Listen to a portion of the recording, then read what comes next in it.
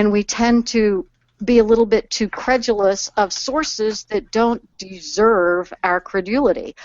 Huffington Post threw out a story earlier this week about a law being considered in Oklahoma that would make it illegal to wear a hoodie. And the headlines were all about how, is Oklahoma going to outlaw hoodies? And it went crazy. And people on our side, and I'm not talking about crazy people on our side getting all angry about how Oklahoma is insane.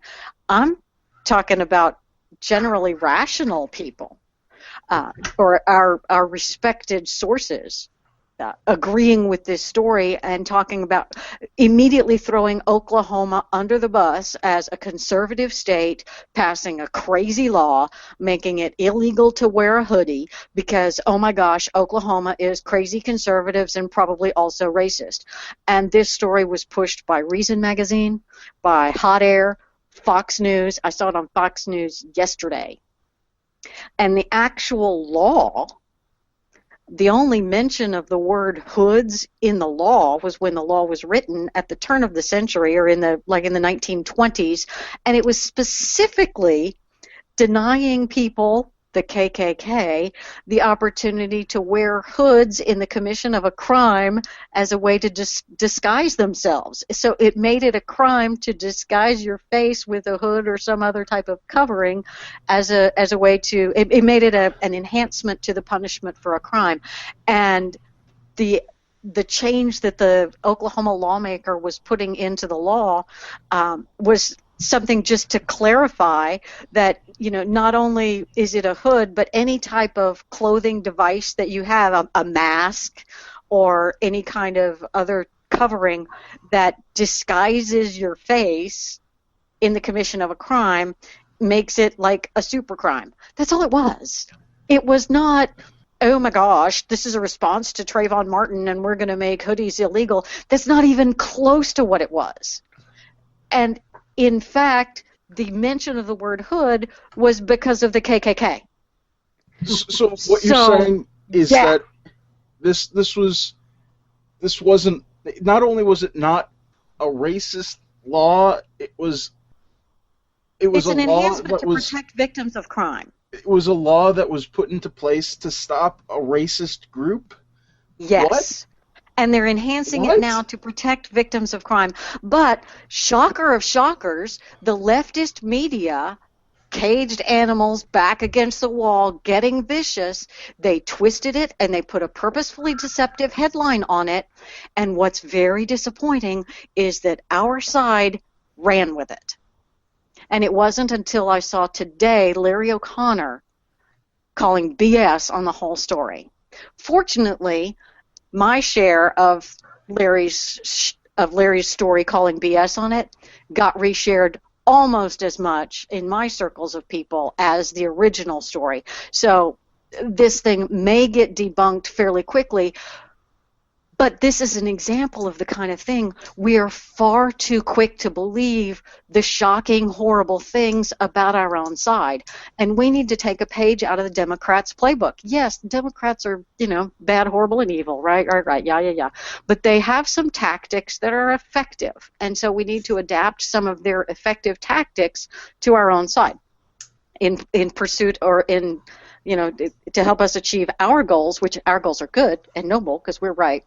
But their tactic of always defending their own guy until they're forced to cut him loose, we tend to cut our guy loose first and then we'll follow up later and defend him.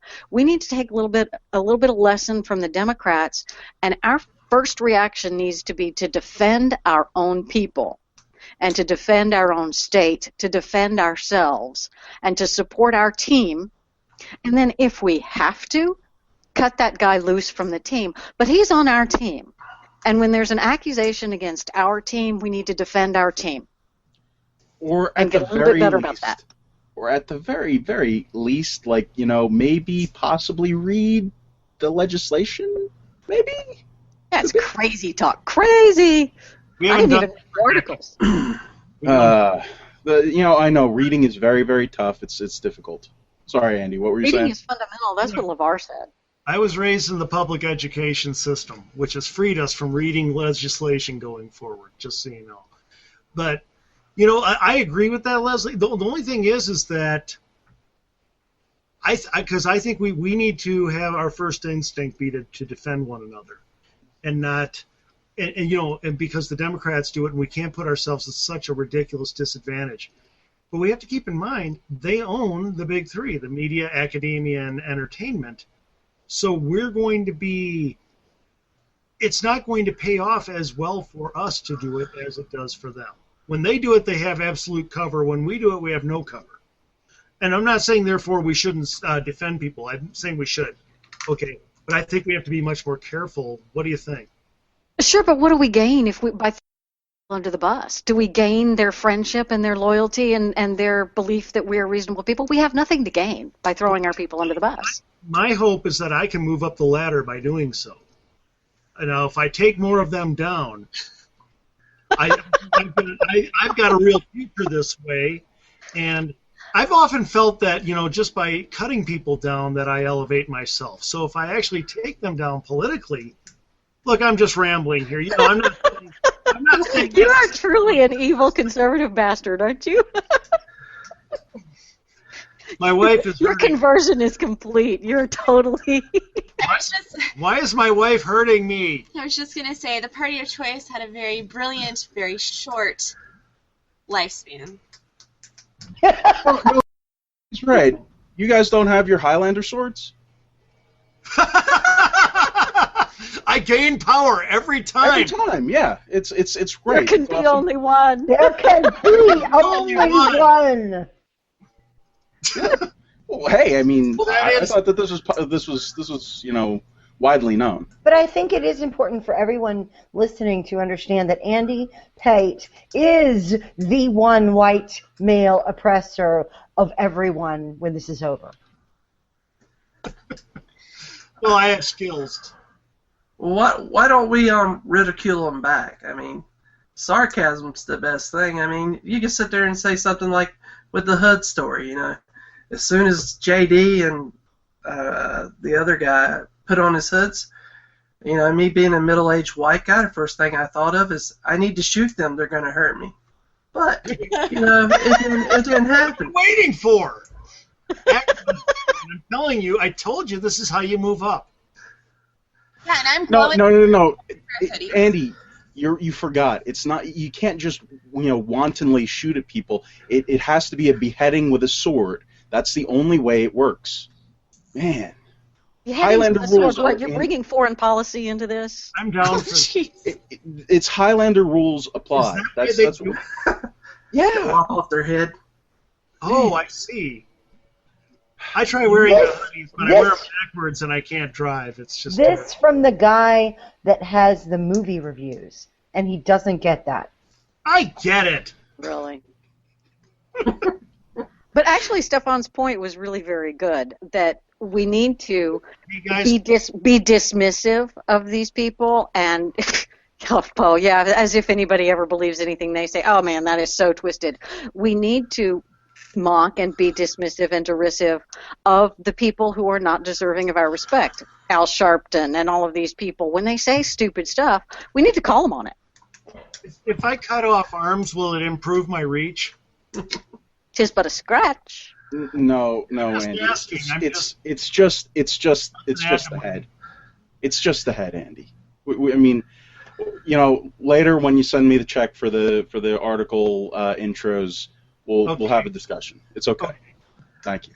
I will say one other thing that maybe we need to all understand, and we may need to teach conservatives or, you know, right of center conservatives that are just independents.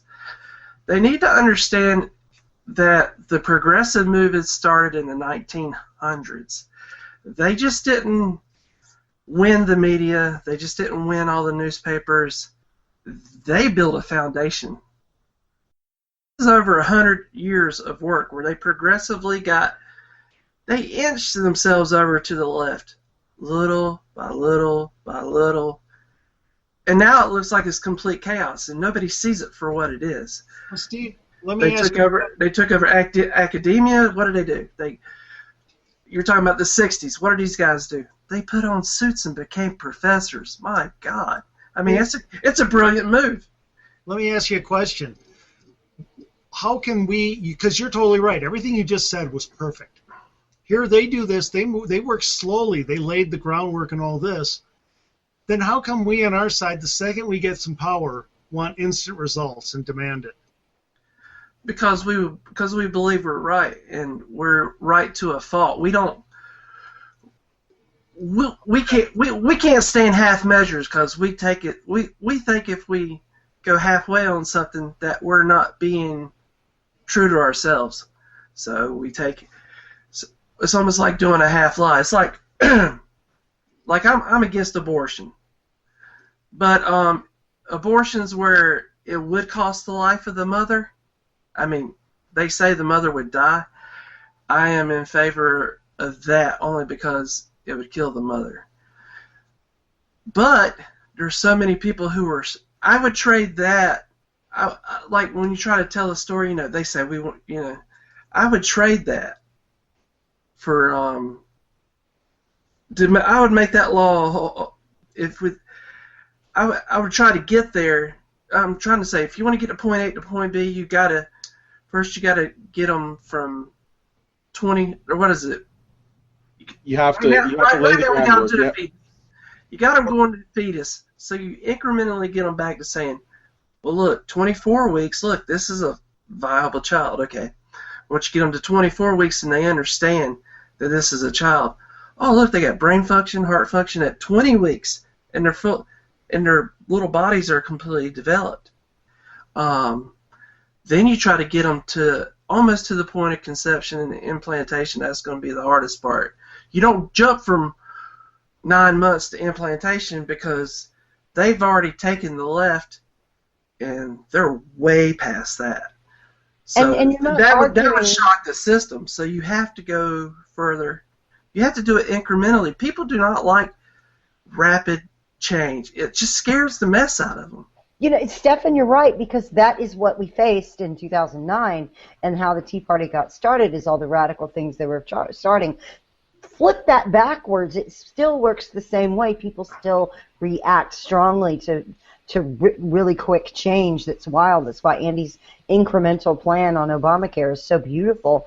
But also, when you're talking, say, about abortion, you're not trying to convert the leftists. They're already going to have that all abortion, all the time, on demand, whatever, free, even in some cases. I've seen those protests. But you're talking to the people in the audience, the people who don't think about this day in and day out. You're talking to the people who might just not have ever thought about those things. I read a story where a woman was flipping through some images of gestation stages on her computer, and her roommate came and looked over her shoulder. What are you looking at? And she just told her, this is for my class. It's the stages of gestation of a baby. And the woman was frozen for a moment, and she said, wow, that's a person. Even way back in early gestation. Leslie had another one. I want Leslie to talk about a social media share that she did on G+ that was just beautiful about gestation. Oh, that was pretty interesting, and it was even in I think it was even in a Mashable article. I saw it again this morning. Mashable had an article of GIFs that were examples of really awesome GIFs that were not cats, and this was one of them. And it shows a human being going from a single cell all the way through birth, and it's an animated spiral, and it's beautiful and it's wonderful, and it's a great example of how great GIFs can be to teach science. And it was shared by the head of G+, Dave Besbris, or however you pronounce his name. Most of what he shares is photographs that he's taken. He saw that GIF, thought it was awesome, and he shared it to his hundreds of thousands of followers. That's the way we change hearts and minds. Because you can't look at that thing and not see that it is, in fact, a human being from a single cell, a single fertilized cell all the way through. It was awesome. And that's just so neat because it gets people thinking. I've had Yeah. two